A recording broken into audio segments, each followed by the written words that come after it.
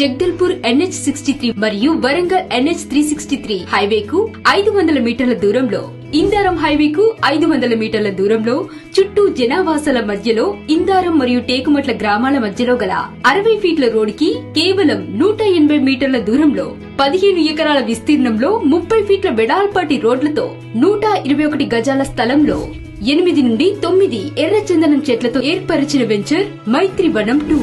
గ్రామం టేకుమట్ల, మండలం జైపూర్, జిల్లా మంచిర్యాల. 10 సంవత్సరాల వయసు గల ఎర్రచందనం చెట్లతో కూడిన 121 చదరపు గజాల ఫ్లాటు కేవలం 5,499 రూపాయలు మాత్రమే.